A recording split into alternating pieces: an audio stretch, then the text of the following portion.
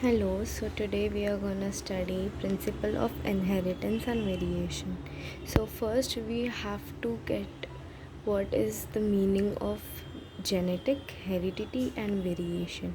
So the what is genetics? Genetics is the characteristic of living things which are transmitted from one generation to another, which means we have our genetics which from our ancestors. This is called genetics. Then hereditary, the process of transmission of transit from parents to their offspring via sexual or asexual reproduction is called hereditary. Hereditary means that we have some similar things which is transmitted from our parents, like our hair color, our nails, our eye color. This is called hereditary. And variations is degree by which progeny differs from their parents. Means we also have some variations which are dissimilar from our parents, which our parents have, like if they have short height or something like that, then we would have something different from that. This is called variation. So this chapter deals with all these things: hereditary, variations, which we are gonna study. So now we are gonna study Mendeleev's law of inheritance. Before studying the law, first we need to know who was Mendeleev. So his full name was George Mendel. He is known as the father of genetics, who conducted hybridization experiment on garden peas for 7 years. He pro- He proceeds proposed law the of law of inheritance. inheritance. He used garden peas as an example. He worked on a ploughing trials of garden peas, which means for his experiment he used peas which we eat, like green peas, yellow peas, because at that time he haven't had any other thing to take as an example. So what he saw and got, he just took it and experimented it. So this table represents the experiment which George Mendel did. When he did, he had written this table, which we are gonna see now. So there are three parts. First is characters, second is dominant, and third is recessive. Dominant means tall and recessive means dwarf. So stem height, which was tall, and dominant was tall and recessive was dwarf. Flower color was violet and in dominant, while in recessive it was white. Flower position in dominant it was axial, and in recessive it was terminal.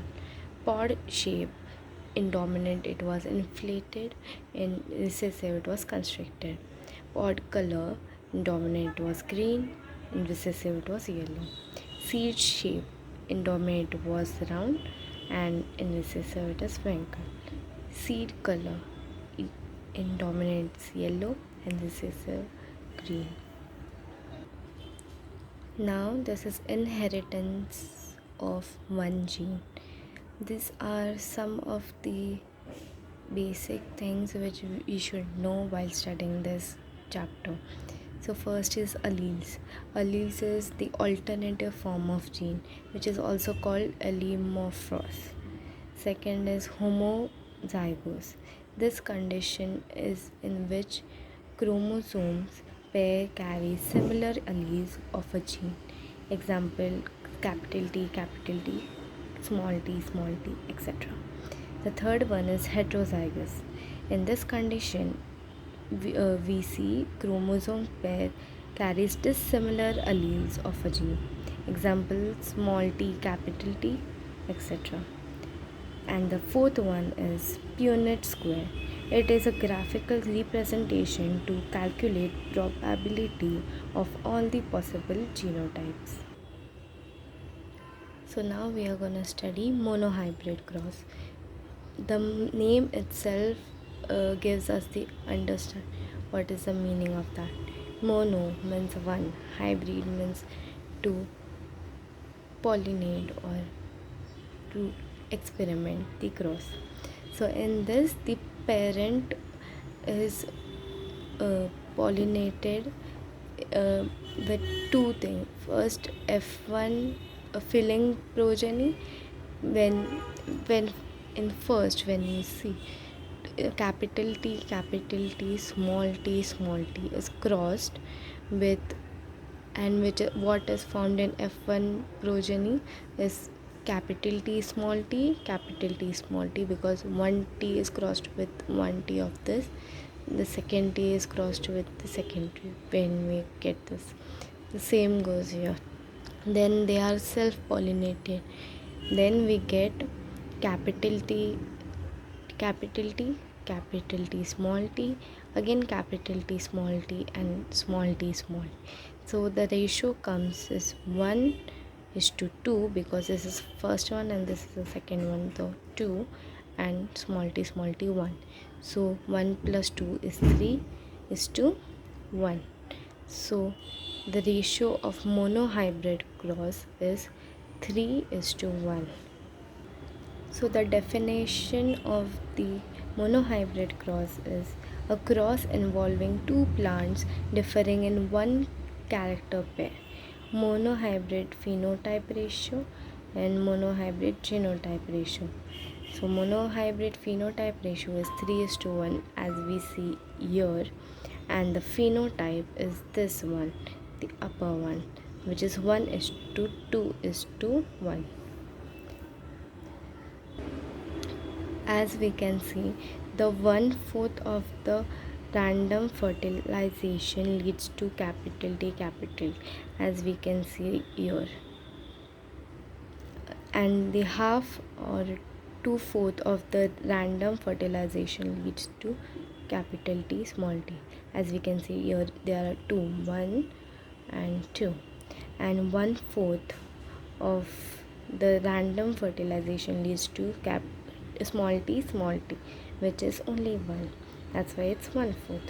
That is 1/4 of capital T, 1/4, 2/4 of capital T, small t, and 1/4 of small t. So this is Mendeleev's principle of law of inheritance. So this table is really important as board point of view and also NEET point of view. So we'll see right now. So here is first law and this is the second law of the first law is of dominance and the second law is of segregation. So the first point of the first law is it characterized are controlled by discentrate unit called factor.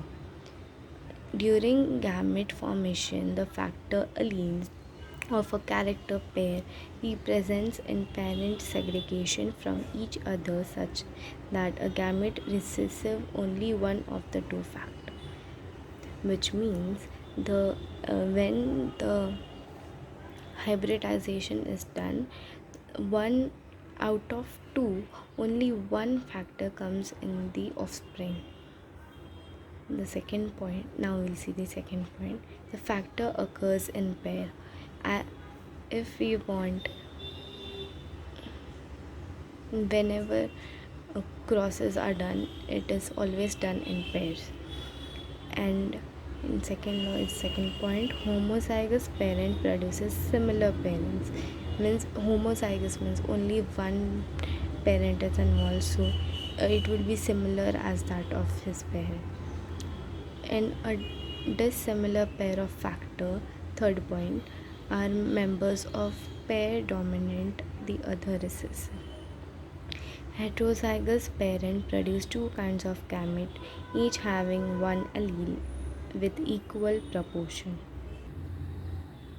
Now we'll study inheritance of two genes. First we studied of one gene, now we'll study of two genes. Dihybrid cross which is also called two constructing characters. It is a cross between two parents differing in two pairs of contrasting characters. Mendeleev made some dihybrid cross in a pea plant. Example: cross between pea plant with round shape and yellow but I have done green color seeds, capital R, capital R, capital Y, and co-wrinkled shape and green color, small r, small r. As you can see, this is the round one and this is the wrinkled one. Capital R, capital R, capital Y, small r, it should be, and yeah. This is the dihybrid cross. It is a cross between two parents differing in two pairs of contrasting. Mendeleev made some dihybrid crosses in a pea plant. Example: cross between pea plant with round shape and wrinkled green yellow seeds and wrinkled shape and green color. Seeds are which we are seen just now. So now they are crossed, and so right we can see here it was capital R, capital Y, and small r, small y, which is hybrided or pollinated, and we have got capital R, small r, capital Y, small y, which is round. Yeah. So these are of four types.